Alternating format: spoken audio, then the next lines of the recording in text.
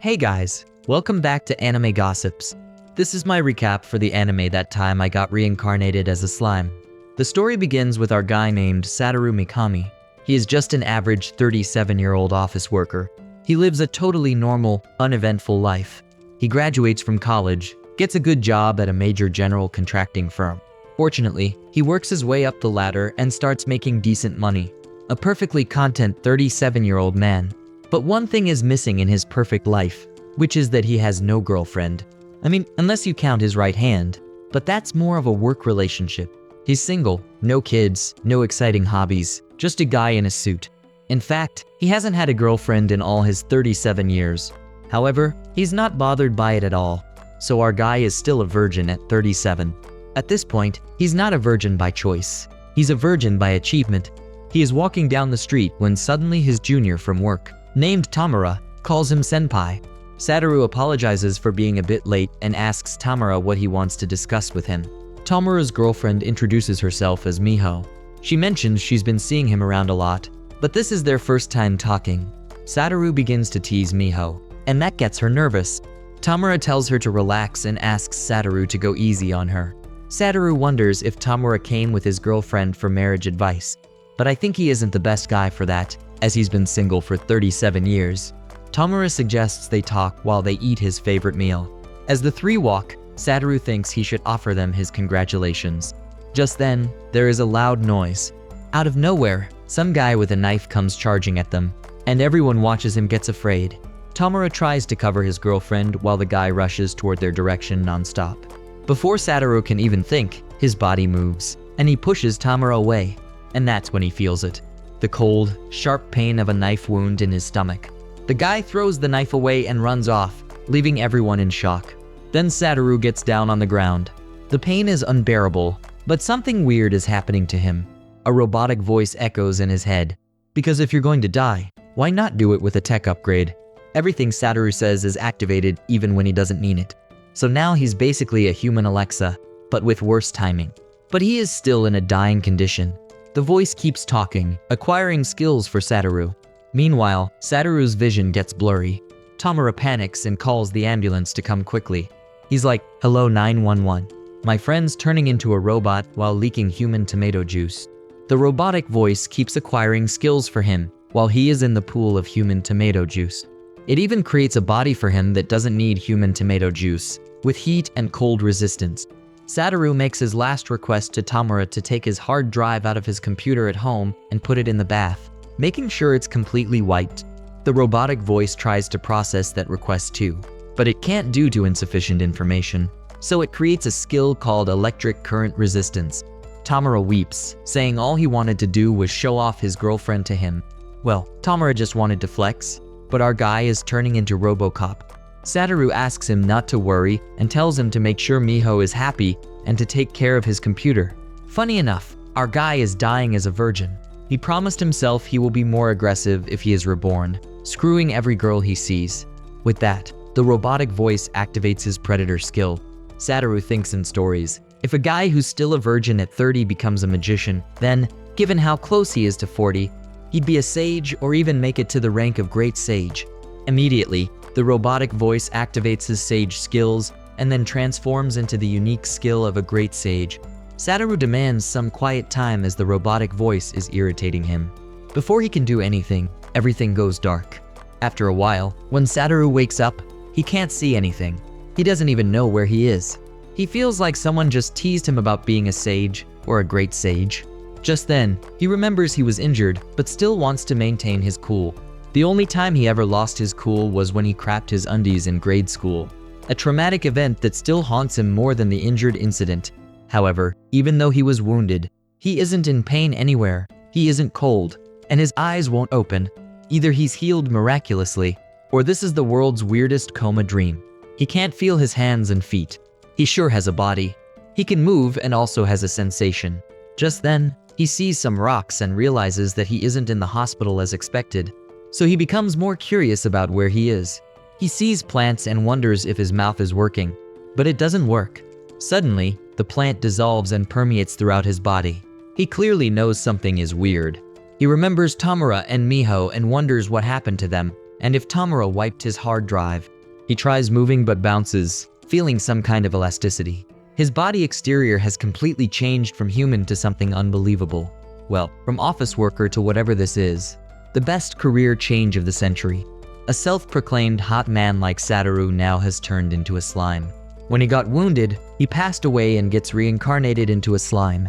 After a while, he realizes that his body is pretty handy. He doesn't even eat or sleep. Now he's been eating plants since he has nothing else to do there. Everything he doesn't feel it right, as he doesn't even poo and wonders where the stuff he eats is going. Just then, the robotic voice tells him that it is stored in his stomach because of his unique skill. I think he's a slime with a built-in storage unit. He recalls that he heard the same voice when he was wounded too, and so he asks who it is. The voice immediately replies that it is the effect of his unique skill as a great sage. His ability is established and now capable of reacting more quickly. The voice also explains to him that as a predator, he can ingest objects and analyze them within his body and then acquire the object's skills. After the analysis is completed, he can also mimic the object as well. The robotic voice mentions that he can isolate harmful objects that cannot be analyzed, just like your ex's texts. Satoru finds the ability pretty amazing. He tests this ability by asking to analyze the plants he eats. The robotic voice responds that the plant is hippocute herbs and it's used in healing potions. This means that Satoru can create and store healing potions within his own body. Satoru has no idea how long he's been here, but he isn't suffering. Satoru then starts eating all the hippocute herbs in the cave and stores the potions in his stomach. After a while, he sees a rock and asks the robotic voice system if it is valuable too. The system replies that it is called Magistone ore. Magistone ores are minerals that spend long periods of time in magical-rich areas, and they are very valuable. So basically, it's the Bitcoin of rocks.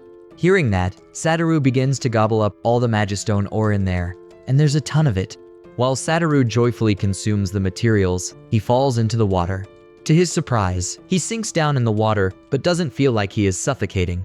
When he reaches the underground water, he feels confused and doesn't know what else to do. Suddenly, an idea crosses his mind. He begins to take in some water, and his water pressure propulsion skill is activated. Whenever he absorbs something, the system just analyzes it and makes a skill for him. He continues his adventure, moving so fast on the water. Suddenly, he hits a wall, but he doesn't feel any pain. The system reminds him that he already acquired pain nullification, so he would not feel pain, but he's taken 10% physical damage. Instantly, the self-regeneration skill is activated, and Satoru heals himself immediately. Well, if only we could all heal that fast after a bad date. Satoru thinks his body seems convenient, but he has to be more careful. Just then, someone interrupts his thoughts, calling him a small one and asking if he can hear him. Then, Satoru senses a huge and terrifying presence. It's a dragon with golden eyes and pitch-black scales. The dragon asks if he can hear him. Satoru thinks how he's supposed to talk when he doesn't have a mouth. But the dragon keeps asking if he can hear him. Satoru gets frustrated, and in his thoughts, he calls him Baldy. The dragon gets angry, but tells him he is only trying to be nice because it's been a long time since he had a visitor. Satoru quickly apologizes and tells him he has no idea he could hear his thoughts, as he doesn't have a mouth or even eyes to see. The dragon starts laughing and promises to give him sight, but there will be conditions. The dragon tells him his condition is that he must not fear him once he has the ability to see him and must come talk to him again. Then, the dragon says that he has been sealed there 300 years ago. Ever since then, he has had nothing to do, and it is unbearably boring. Though curious, Satoru eventually agrees to accept his conditions. The dragon tells him there is a skill called Magic Sense, which allows him to sense the magicules around him. If he can detect the magicules, then he will be able to see. It's like night vision goggles, but without the awkward headgear. He tries it out and acquires the extra Magic Sense skill. The extra skills have power and efficiency magnitudes higher than those of normal skills. Basically, it's the premium version of seeing. No ads, no buffering. He begins using Magic Sense and starts seeing things around him. He is very excited, bouncing here and there. He checks himself by looking through the reflection on the water and realizes he's a slime now. He turns back to thank the dragon. When he sees him, he almost goes crazy. The dragon ignores his reaction and signals with his fingers for him to come closer. The dragon introduces himself as the storm dragon, Veldora. He is one of only 4 true dragons that exist in this world. He then reminds Satoru of his promise, and Satoru quickly tells him he isn't scared. Satoru wants to go away from there, but Veldora yells at him to stop. Veldora tells him he is a strange slime because usually, slimes are low-ranked monsters that don't think. But Satoru has self-awareness. Veldora then asks him if he is unique. Unique refers to a being with extraordinary abilities. Not sure what to say, Satoru reveals to him that he used to be a human, but he got attacked and passed away. The next thing he knew, he suddenly looked like a slime. Veldora understands that he was reincarnated and reborn as a slime. Veldora tells him that he came to this world in an unusual way because some otherworlders also come there occasionally, but can't withstand having only their soul traverse worlds. However, Satoru is the first to be there through reincarnation. Veldora mentions that people who travel to this world are called otherworlders, and they gain special abilities when they cross into this world. Satoru thinks he must have acquired his skills for that reason too. He thinks he must find out about the otherworlders. Probably there might be some Japanese people. Satoru decides to stay a little longer with Veldora since he has nothing to do. Veldora is super excited to hear this. Satoru asks him if he has really been sealed there.